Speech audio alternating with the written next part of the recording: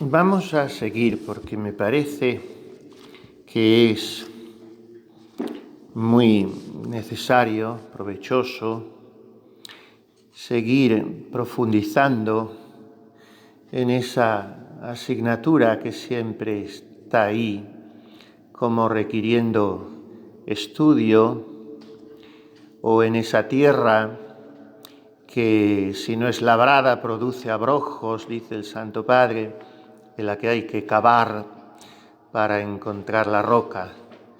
Petra autem erat Christus. En la tierra del conocimiento propio, en definitiva, como decíamos ayer, es el conocimiento de Dios, que es la suma humildad. Y por eso el orden es conocerme, mirarme primero a mí, porque si yo no parto de mi nada, la mirada que pose en Dios será una mirada soberbia y por tanto al mismo Dios lograré yo, inmerso en la mentira, distorsionarlo. Me haré un Dios a mi medida y yo seguiré por mi camino. Y es por no haber jerarquizado las miradas, como decíamos ayer. Pues conviene, voy a entresacar una serie de recetas. Esta plática será en ese sentido más práctica. Recetas que da el maestro Ávila, que es un verdadero maestro de espíritus, si los hay, porque bastaría, dejando aparte sus dictámenes y diagnósticos y orientaciones a los Borjas y Granadas y Juan de Dios y Alcántaras y Riveras y, en fin, se me queda en el tintero una docena larga de santos. Pero dejando aparte eso, bastarían las dos cartas, sobre todo la segunda, a la Santa Madre. Esa carta donde Ávila prueba el libro de la vida, sin lo cual ella no quedaba tranquila, y para ello hizo todas las trampas que las monjas saben hacer para no quedar mal con nadie, aunque luego queden con todos, pero ella le dice a doña Luisa de la Cerda que corra y que lo lleve, que cómo es posible que esté en Fuentepiedra, que está en Antequera y que eso está a un tiro de piedra de Montilla y que no lo lleva y no me haga pasar más rabias ya. Y mire que se va a acabar enterando el padre Báñez. Y el padre Báñez, claro, había censurado la vida y le había dado aquello bastante, y ahora pues se lo manda este cura que está en Montilla, en fin. Total, que se nos muere ese santo, dice la Santa Madre que se nos muere, como efectivamente se murió a los 8 meses, pero le dio tiempo a escribir la carta. La carta es un tratado de mística. La carta se la ha llamado la llave de la literatura mística, la llave de la mística española, porque Ávila refrenda todo, pero Ávila le pone punto a la Santa Madre, en esto y en esto y en esto, porque la Santa Madre, claro, no era teóloga. Bueno, pues bastaría con esa carta, aunque primero tiene otra preciosa, mucho más breve a la Santa Madre, en respuesta a la primera que ella le escribe. Las de ella a él no las conservamos. Porque claro, no tendría él cosa mejor que hacer que ir guardando cartas de monja, por muy doña Teresa de Ahumada que fuera. Él no las guardó. Ella sí, claro. Las de ella él, las de él a ella. Y la primera es muy breve y es una delicia porque le dice más o menos: ¿cuánto siento que tenga que andar vuestra reverencia para arriba y para abajo? No, le dice de merced. Él no distinguía mucho en las monjas, prefería llamarlas de señoras y de vuestra merced. ¿Cuánto siento que ande arriba y abajo las fundaciones? Pero eso, ya digo, no la sé de memoria, pero dice, eso viene a ser el trabajo de vuestra reverencia para que otros descansen y puedan estar luego en esas casas. Y así vuestra merced es ministra de la sangre de Cristo, le dice a la Santa Madre. Fundando esas casas, se hace ministra de la sangre de Cristo. Pero en cuanto a ese negocio, dice él sin nombrar lo que es la lectura del libro de la vida y su dictamen, dice, no tenga pena, no, ya ha sido visto por mucha gente de nota, no hace falta, que es lo que decimos los curas, a ver si cuela, al principio, incautos de nosotros como hombres, sabiendo que con las mujeres no cuela a no ser que la mates directamente. Entonces él dice, mire que no, que ya lo ha visto gente, no hace falta, si estás tú listo. Como que la otra no va a seguir como un martillo pilón, como así fue.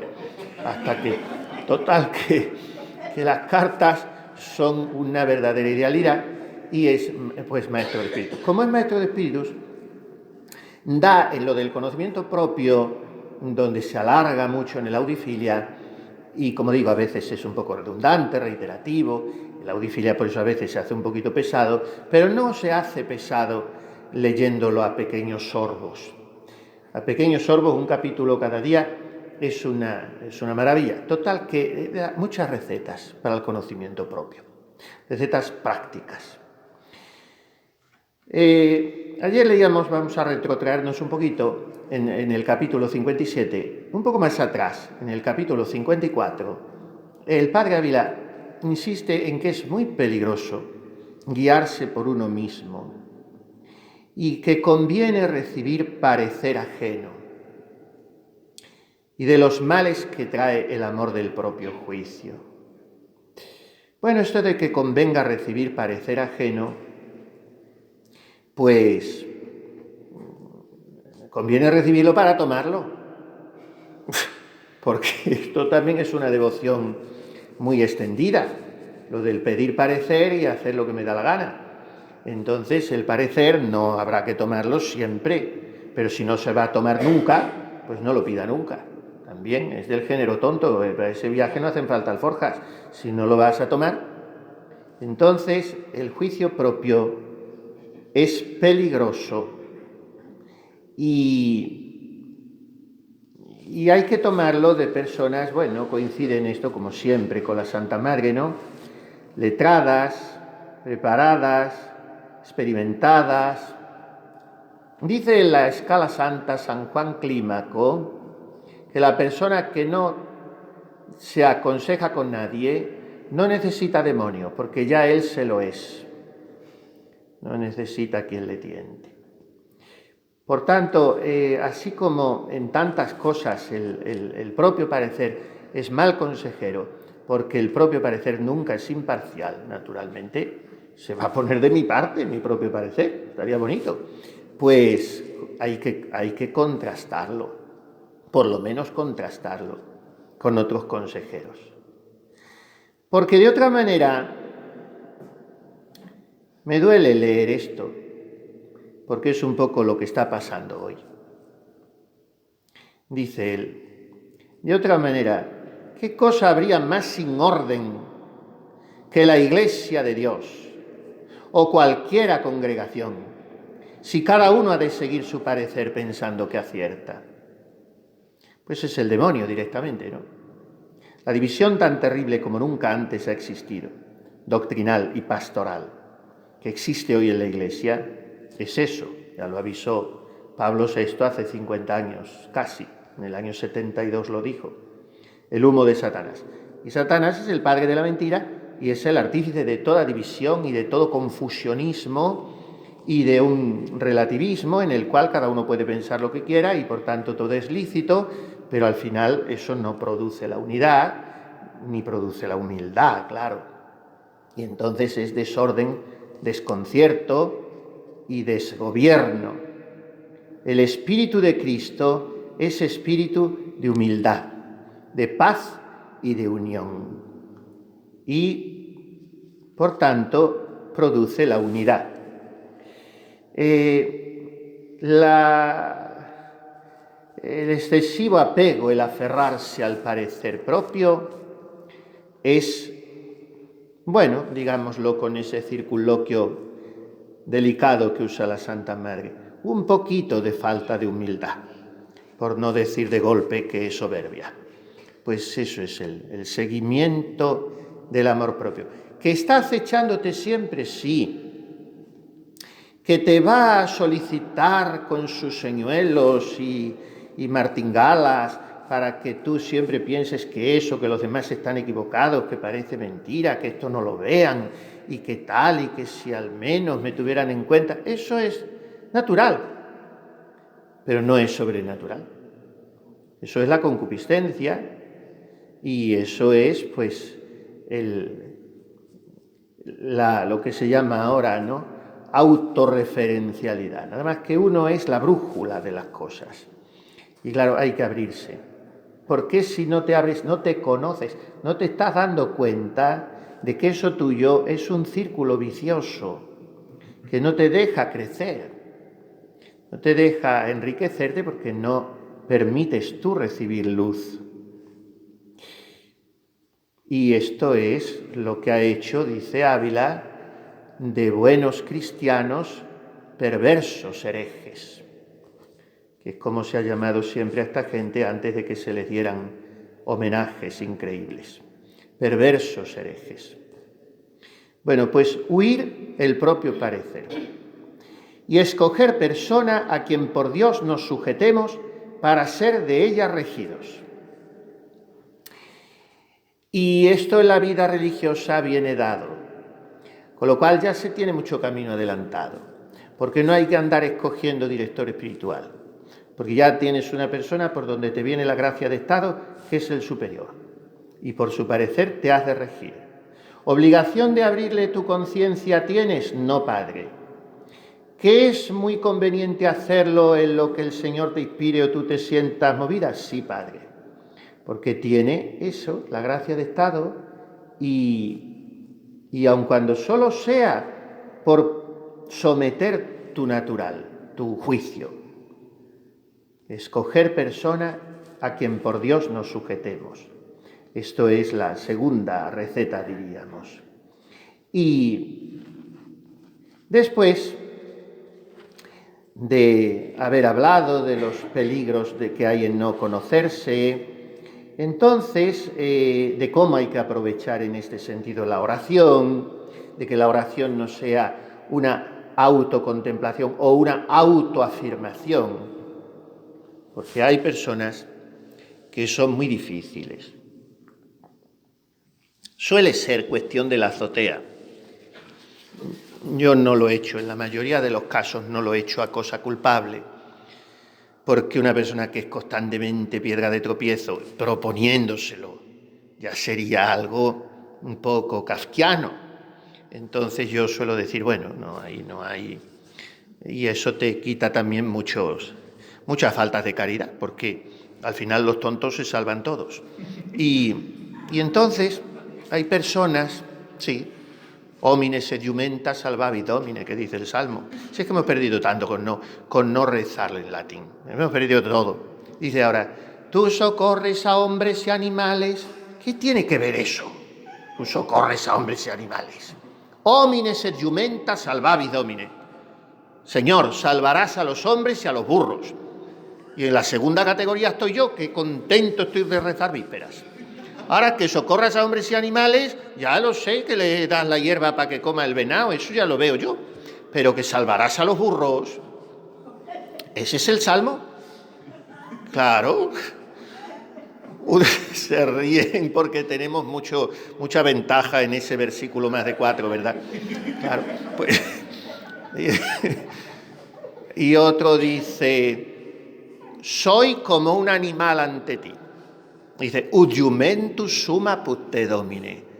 Cambia la cosa, porque ahí en la traducción ya te pones un poco más finústico y dices, soy como un borriquito junto a ti.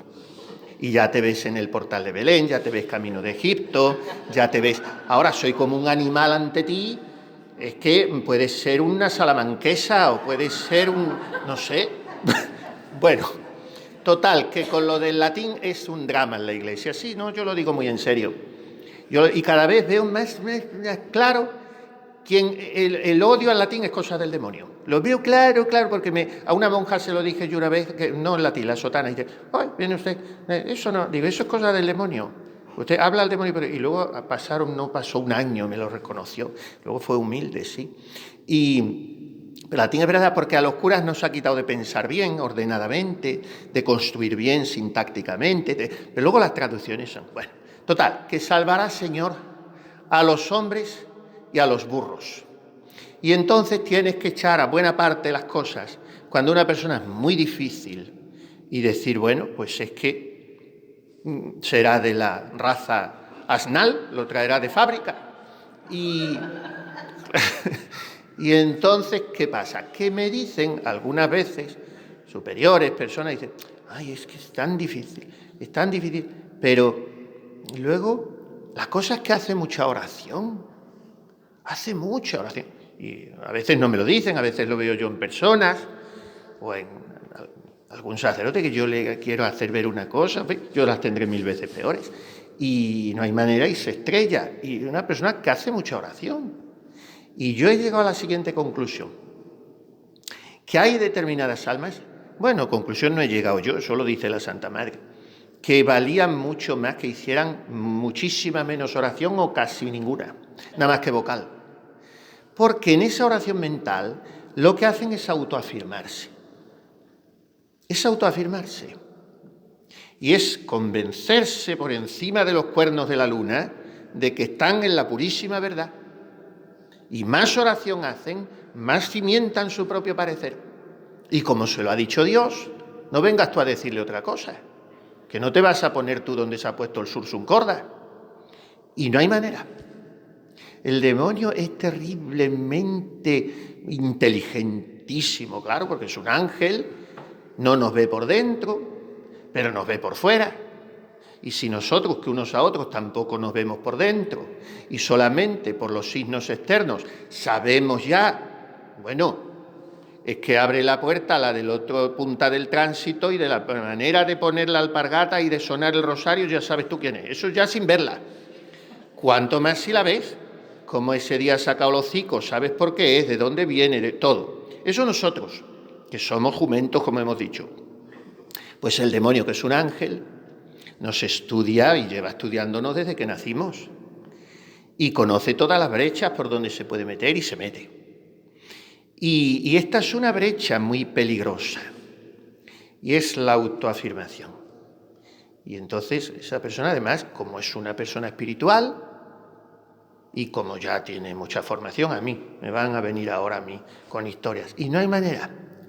Es terrible. Eddie Stein dice que es absolutamente inútil cansarse en poner en la verdad a una persona que no quiera que la pongan. Por lo menos hay que tener un mínimo de disposición, de interés, de humildad, de receptividad, de docilidad, de sumisión. Pero de lo contrario, no quieras meter la cabeza por esa reja, que es imposible. Entonces, oración, pero oración como una sábana tendida, que le dé el sol y la blanquee. Y de lo contrario, pues si está llena de pliegues, lo que criará será moho. Entonces, una oración muy recta, muy transparente, muy sincera, y muy buscando el rostro de Dios, no el mío. Claro que en esto a veces tenemos anquilosadas las facultades del alma, porque como resulta que lleva 30 años o 60 coincidiendo el rostro de Dios con el mío, ahora ¿cómo separo yo las plantillas? Pues pide luz al Espíritu Santo, porque en todo nunca coincide, claro, tenemos que estar siempre recolocándonos. Por tanto, búsqueda de la verdad en la oración. Otra receta para aprovechar en el conocimiento propio, y esto lo introducimos un poco así de rondón, como parte de los ejercicios ignacianos que sería, y yo con mentarlo, que dice la gente así rápidamente, ya cumplimos. Pero otra receta es la meditación de la muerte. Dice en su despedida a Javier, entre otras lindezas que le dice Ignacio en el Divino Impaciente, pues le dice: no te acuestes una noche sin tener algún momento meditación de la muerte y el juicio, que a lo que entiendo, dormir sobre la aspereza de estos hondos pensamientos importa más que tener por almohada piedra o leño. Meditación de la muerte. Y pensad cómo antes que a este mundo viniesedes, érades nada. La sobrepujante bondad de Dios os sacó de aquel abismo de no ser y os hizo criatura suya. Con lo que viene no estoy tan de acuerdo yo con San Juan de Ávila, porque dice: os hizo criatura suya, no cualquiera, sino razonable. Eso ya sería más discutible en según qué casos, pero en fin, criaturas suyas nos ha hecho. Esto es la primera maravilla, Primero, que yo haya venido del no ser al ser, que a Dios le haya dado la realísima gana criarme a mí, pero que esa creación mía haya tenido lugar entre billones y trillones y requetecuatrillones de seres posibles que se quedaron en el tintero. Y que Dios en su providencia, que significa ver por delante, contempló como pasar ante su vista divina. Esto es una manera torpe de contar las cosas, pero en fin. Y dijo su majestad: ese no, esta sí. A esta la traigo a la existencia porque me da la gana.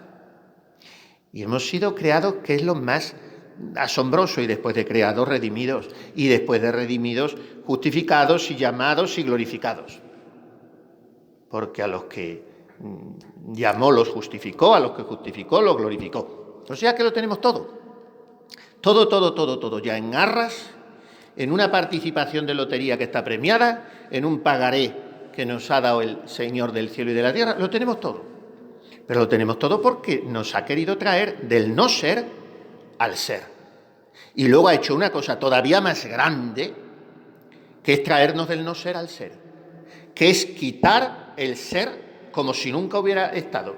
Bueno, el ser no se quita, que no, en plan ontológico no nos vamos a poner, en plan moral, pero esto lo dice la oración me parece que después de la primera lección de la vigilia pascual. Oh Dios, que maravillosamente creaste al hombre y más maravillosamente aún lo redimiste. Porque si grande fue la obra de la creación, mayor fue la de la redención. Porque la creación fue donde no había, poner algo. Y bueno, eso pues no lo puede hacer más que Dios. Pero hay otra cosa todavía más asombrosa, que es eliminar lo que había.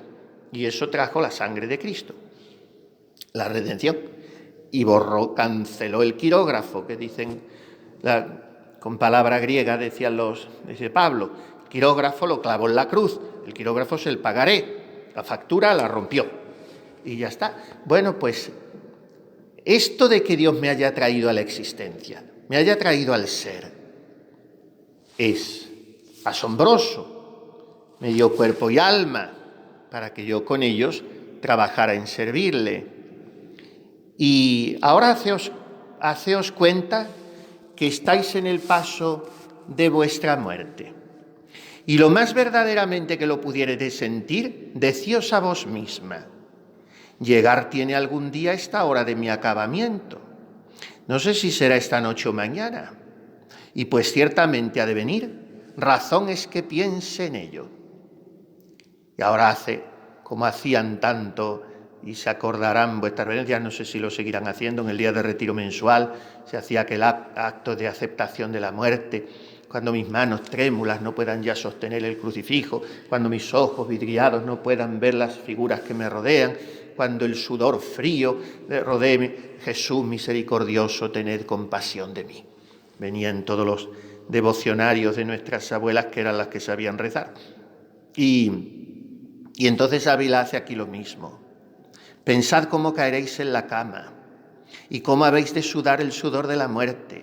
Levantarse ha el pecho, quebrantarse han los ojos, perderse ha el color de la cara, y con grandes dolores se apartará esta junta tan amigable del cuerpo y del ánima. Amortajarán después vuestro cuerpo y poneros han en unas andas y llevaron han a enterrar, llorando unos y cantando otros. Echaros han en una sepultura chica, cobijaros han con tierra, y después de haberos pisado, quedaros eis sola y seréis presto olvidada. Esto es la vida. El año pasado suspendíamos nuestros ejercicios, ¿no? Porque se nos iba al cielo la hermana Belén, que se fue al cielo, dichosa ella. Y todo aquello se sustanció en 8 o 9 meses. Bueno, ¿qué hago? ¿En qué me ocupo? ¿En qué me encanto? Loco debo de ser, pues no soy santo. La muerte. Y después de la muerte, ¿qué sucederá al alma? Esto es lo que aprovecha más para el propio conocimiento. Colgada habéis de estar de sola la mano de Dios, y en solo Él estará vuestro remedio. Por lo cual habéis mucho de huir de enojar en vuestra vida al que en la hora de vuestra muerte habéis tanto menester. Demonios que os acusen y que pidan justicia a Dios contra vuestra ánima, acusándoos particularmente de cada pecado, no os faltarán. Y si la misericordia de Dios entonces os olvida, ¿qué haréis, oveja flaca, cercada de tan rabiosos lobos, muy deseosos de os tragar?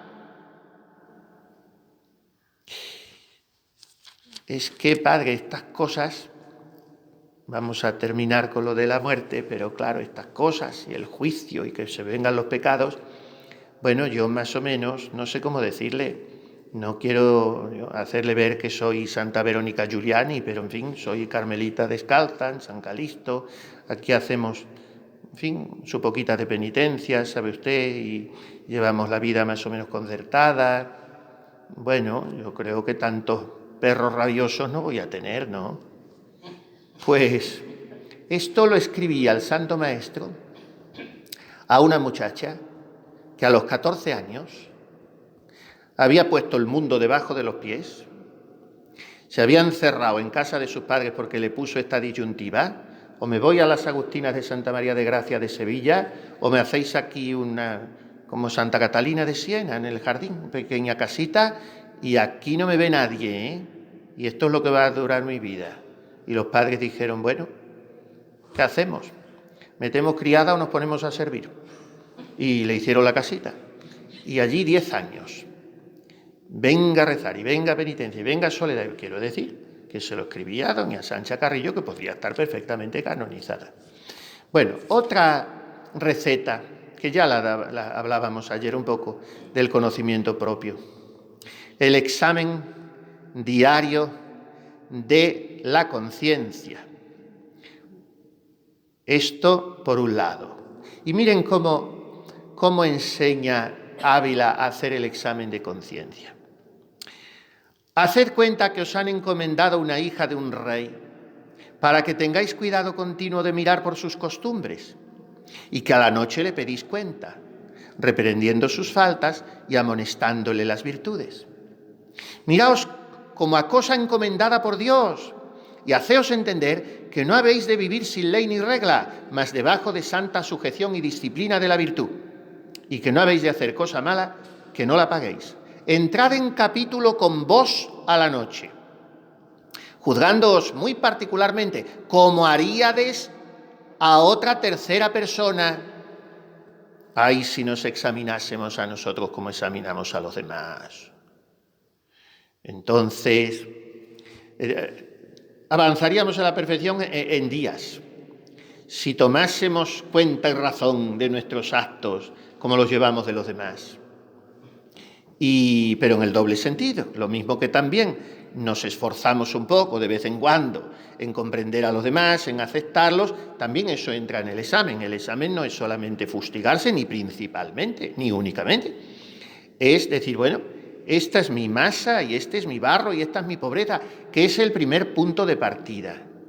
Y es muchas veces la base de que tantas almas estén o amargadas o paralizadas o anquilosadas por sus complejos, por su falta de aceptación. Bueno, tú eres como eres.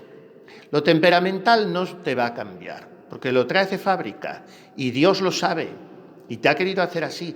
Tú eres como eres, pero tienes que de ese temperamento servirte, porque todo temperamento tiene un potencial mucho más rico y positivo que negativo.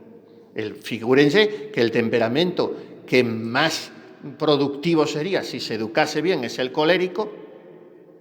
El temperamento más rico es el colérico, que era el de que tenía, por ejemplo, San Francisco de Sales. Y después el sanguíneo, que es el que tiene la Santa Madre, o el que tenía, y figúrese cómo lo domó, San Ignacio de Loyola. Y luego ya vienen temperamentos que son más suaves aparentemente, pero sufren más interiormente, que es el nervioso, que es el de Santa Teresita o el Santo Padre. Y quizá el temperamento un poco que hay que espolearle más es el flemático, porque ese es un gordo feliz de la vida y hay que darle un poco de estopa.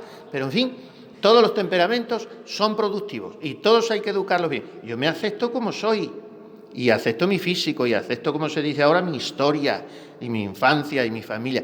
Y de ahí salto yo a darle al Señor lo que me pide. Pero yo no le puedo dar al Señor lo que me pide deseando ser como fulanito o deseando haber tenido otro pasado o esas necedades, porque lo primero que se impone es el realismo espiritual. Yo ya he llegado a adoptar una regla para mí, y la recomiendo mucho a la gente que trato, que es, y ayer me la puso un sacerdote joven, me escribió y me puso unas siglas. Estoy viviendo esto y yo no caía en las siglas que eran las iniciales todas, en mayúscula. Pero si es de usted y tal. Y me dijo, la regla es lo siguiente. Esto es lo que hay. Y se acabó. Porque tú tienes, como dice Santa Teresita en la historia de un alma, los que me disteis. Los que me disteis de comunidad. Los que me disteis de habilidades, de potencialidades, en fin, lo que tengo yo. Eso es lo primero del examen. De ahí aceptarme y de ahí sacar lo bueno. Y por tanto es una escuela de crecimiento interior, espiritual y social, personal, el examen de conciencia. Y aprenderéis una ciencia muy saludable, que os hará llorar y no hinchar. O sea que el examen guarda de la peligrosa enfermedad de la soberbia. Y el examen nos libra de dos vicios que acompañan a la soberbia, dice el Santo Maestro, y que son muy feos. Bueno, todo lo que venga de la soberbia, desde luego, es asqueroso. Y estos dos vicios son además muy inciviles, muy ineducados. Y todo lo que es ineducado es echa para atrás. Bueno, pues estos dos vicios que acompañan a la soberbia son desagradecimiento y pereza. ¿Qué pasa con el examen? Que conociendo los propios defectos, se comprueba, se palpa con la mano la propia flaqueza, la propia indignidad, y al mismo tiempo estoy viendo a vista de ojos cómo la misericordia de Dios me sufre, cómo me perdona, cómo me está haciendo bienes constantemente en medio de ser yo el que soy, de dar yo males y Él bienes. ¿Y qué me hace eso? Inevitablemente me hace agradecido, porque no me sale del alma más que estar con la boca pegada al suelo, dando gracias al Señor por sus misericordias, que significa miseris cordare, dar el corazón a los miserables. Y eso es lo que está haciendo Dios conmigo constantemente. Y cuanto más me examino, más miserable me veo, pero me veo miserable ensanchándose mi corazón, porque no me veo un miserable al que Dios está tratando a la baqueta, sino un miserable con el que Dios está complaciendo y echando flores en un muladar. Y entonces eso me hace muy agradecido y me hace muy positivo en mi vida espiritual. El examen no encoge el ánimo. Todo lo que encoja el ánimo, desde luego, no viene de Dios. Eso ya lo sabemos. No os dejéis arrinconar el ánima, que quedaréis inhabilitadas para todo bien. Amigo es su majestad de ánimas animosas, como vayan con humildad y ninguna confianza de sí. Esto lo tiene la Santa Madre todas las veces que queramos, porque era muy amiga de esto de la magnanimidad, la longanimidad. Y entonces el examen provoca eso, porque al ponerme la verdad y al ver mi pequeñez, veo cómo Dios se está volcando en mí. Y eso me desconcierta en plan de alegrarme hasta los tuétanos del alma y me hace muy agradecido. Primer vicio que conjura el examen de conciencia, la ingratitud, el desagradecimiento para con Dios. Segundo vicio, hijo de la soberbia, aunque es otro pecado capital, también del que salen muchos otros pecados capitales. Se llaman capitales porque caput capitis es cabeza, y son cabezas de muchas ramificaciones cada pecado capital. Bueno, pues el otro vicio es la pereza. ¿Por qué? Porque en el examen de conciencia yo me doy cuenta de que no hago nada. Y entonces me siento espoleado, siquiera sea mínimamente, por una cierta ráfaga de vergüenza torera, y digo, pero bueno, esto que se me pasa la vida, y yo con estos pelos, y no hago nada. Entonces el examen sacude mi modorra y espabila mi pereza y la remueve, y en su lugar pone diligencia. Que diligencia no es solo prontitud de la voluntad, sino diligere, el latín es amar. Por tanto, la diligencia es el amor puesto en acto de servicio, diríamos. Antes se decía así en las comunidades, es una expresión un poco redicha, ¿no? ¿Cuántas son? Pues somos 18 cuando eran tantas, somos 12. Pero mire, padre, que estamos todas en actual servicio, ¿eh? En actual servicio. Bueno, pues el amor tiene que estar en actual servicio, porque si con el amor no podemos contar a tales horas, o no podemos contar tales días o en tales circunstancias, ¿para qué lo quiero? El amor puesto en actual servicio, como decía aquella priora Repipi, es la pereza tratada a puntapiés, ni más ni menos, quitada de en medio. Bueno, otras recetas para el propio conocimiento. Aprovecharnos de las reprensiones que los otros nos dan. Y mire que es poco agradable que te pasen la lija del 4, pero hay que aceptarla. Aunque venga en forma de amito que te lo tengas que atar como un cartón, tienes que aceptarla. Porque te ayuda a mantenerte, en fin, evita la cifosis, te mantiene el cuello erguido. Bueno, pues eso, que le pasen a uno que puede que ni le baste la lija del 4 y haya que echar mano de la garlopa tamaño natural, pues no es agradable. Pero es que resulta que tienes muchas aristas, guapa, y entonces hay que limarlas. Claro. Y eso, si no se acepta, lo dice la Santa Madre, dedica un capítulo del camino de perfección, del gran bien que hay en no disculparse cuando se vean condenar sin culpa. ¿Me dejan que les diga una cosa?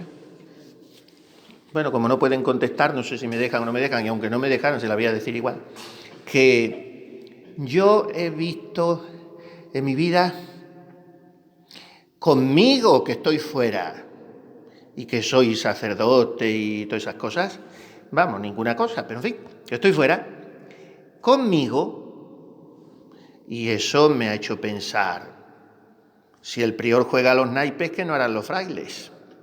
Pero he visto muy pocas monjas que no tengan la disculpita a flor de labios. Muy mona, muy educadita, hombre, estaría bonito que te soltaran una coz, pero en fin, así muy envueltito en vaselina, como se saben hacer las cosas, pero la palabrita te la llevas tú puesta. Y son tan bobas que no se convencen de que quedan mucho peor. Es que quedan mucho peor. Porque dice, Dios se lo paga, aunque no sea a lo mejor verdad. Pero no, siempre una cosita. Y eso te está neutralizando mucho. Esa blandura, esa flexibilidad interior, esa maleabilidad, que puedan las demás moldearte, porque estamos para eso, dice el Santo Padre en las cautelas, para labrarnos unos a otros. Pero si no nos dejamos, y claro, no es que no nos dejemos con malas formas, con siendo refractarios total, no, son con apariencias suaves, pero ya el otro se da cuenta de, aquí no se puede pasar, te están dando un portazo suave, con la sonrisa, pero no. Entonces no se aceptan las reprensiones y el otro, pues, a veces te dicen, ¿por qué no se lo dijo usted? No, es inútil, como he dicho antes. Tiene el alma que querer la verdad, un poquito, por lo menos haber abierto una rendijita, ¿no?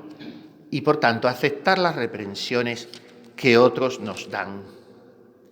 Y porque por el mucho amor que nos tenemos no sabemos conocernos y reprendernos con aquel verdadero juicio que requiere la verdad y debemos agradecerlo a la persona que nos reprende. Otra vez me recuerda muchísimo a la Santa Madre, que dice, me parece, en el Camino de Perfección, nadie se conoce tan bien a sí mismo como nos conocen los que nos miran, si es con deseo de aprovecharnos. Entonces, como decimos, como un superior que está puesto por Dios para eso, que lo que tiene es el deseo del bien espiritual, sobre todo, y material también, pero de su comunidad, si es para bien. Para eso, la importancia de los capítulos a mí me aterra. Bueno, me aterra. Los resultados están vistos, claro. Que las comunidades, muchísimas, han abandonado los capítulos o los dejan, a estilo me la cargué, cuando... No. Capítulo no funciona una comunidad sin él semanal, porque es que se aflojan las clavijas y es de una semana y cuesta un poco apretarlas. Pues eso está para eso, si eso es la belleza de la caridad. Si una de las formas más altas de la caridad fraterna es la corrección, y por tanto tenemos que estar abiertos. Otra receta para crecer en el conocimiento propio, no solamente aceptar las reprensiones de los demás, sino aceptar las reprensiones que el Señor interiormente nos envía. Porque esto lo experimentamos muchas veces. Son besos que da Él a nuestra alma, son gracias actuales, son empujones, son ráfagas de perfume que nos trae, es un tironcito de orejas como solo lo sabe dar un padre o una madre con cariño. Pero hay que aceptarlo, a veces lo dejamos pasar. No entendáis ser esta reprensión, otra vez el lápiz vivo, el lápiz le vamos a poner ruedas, porque es que todos los días se da un viaje descomunal. ¡Qué barbaridad! Bueno, bueno, hace falta que pasen estas cosas, si no estamos aquí tan dale que te pego con el conocimiento propio, que... se parte. Estos auditorios externos se agradecen horrores porque por lo menos tiene uno un poco de, como dicen ahora los toreros, hay transmisión con el toro. Bueno, pues eso, que no entendáis esta reprensión interior, dice el Padre Ávila, como que os deje el alma que entristezca demasiadamente al ánima, trayéndola desabrida. Porque cuando es así la reprensión, viene o del demonio o del espíritu propio. Como te desmaye, como te deje desalentada, como te diga, qué desastre otra vez, será posible otra vez y que no hay manera. Eso no es de Dios. Lo que abate el ánimo, lo que trae consigo ribetes de rigorismo, de tensión, es fuera, agua bendita y eche crucem domini, y se acabó. Claro, no, eso peor que lo peor. Yo confieso gente, en fin, confieso cuando puedo y cuando tengo que, a veces, en fin, almas consagradas, jóvenes, cada uno te trae su retahíla, como yo llevo la mía cuando voy, y siempre pregunto al final, ¿está usted alegre? No, pero padre, ¿de qué le he dicho esto? Eso me da igual, si eso ya el Señor lo sabe. Y eso ¿usted está alegre? Porque si no está alegre, hemos terminado. Pero estando alegre, estas son las reprensiones, lo que trae el Señor es eso. Gozarte en tu propia, como le dijo Teresita a Celina, ama dulcemente tus miserias. Ámalas porque ahí el Señor está resplandeciendo, pero no las ames para capitular con ellas. No las ames para decir yo soy así. Parece mentira que no me conozcan. No, eso no es amar tus miserias. Eso es amar tu pecado, que es distinto. Y eso es diabólico. Amar tu miseria, tu pobreza, tu poquedad, tu inconsistencia, tu limitación absoluta, pero en eso está resplandeciendo el Señor. Y por tanto, sus reprensiones internas o por medio de sus agentes, los superiores, las hermanas de comunidad, el confesor, quien sea, eso te da paz, te da alegría, te ensancha el corazón y un alma humilde, sencilla, niña, pues Dios se lo pague, padre, Dios se lo, o madre o la que sea, qué bien que me va a venir. Y eso es una maravilla. Yo ya les he dicho algunas veces que yo no distingo en monjas ni malas ni buenas porque buenas son todas más buenas que las almendras, pero Bueno, algunas pueden salirte un poco retorcidas, pero esas, como les digo, están en los antípodas, en Australia y por ahí. Aquí no las hay. Pero las monjas yo las distingo fáciles y difíciles. Y la monja que es fácil, todo está bien, y a todo que sí, y todo feliz, y todos los oficios, y todas las enfermedades, y todas las superioras, y todo está bien, y estoy en noche oscura, y estoy de día claro, y todo está bien. La difícil siempre tiene un pero, siempre una justificación, siempre una disculpa, siempre una explicacioncita, doña claridad para todo, y insoportable, claro. Entonces, aceptar las reprensiones y ser sencillos. Todo esto es del conocimiento propio. Voy a ir terminando porque es que hay muchas recetas, como están viendo, muchas recetas. Otra para crecer en el conocimiento propio. ¿Cómo tenemos que mirar no solo nuestros pecados, nuestros fallos, nuestras caídas, sino nuestras buenas obras, que tenemos muchísimas, al cabo del día, incomparablemente más que malas, eso no cabe duda, hasta un criminal, me enseñaban a mí en moral, se enseña eso, que obras buenas, muchas más, aunque nuestra naturaleza esté herida, no corrompida como quieren los luteranos, pero tenemos la concupiscencia.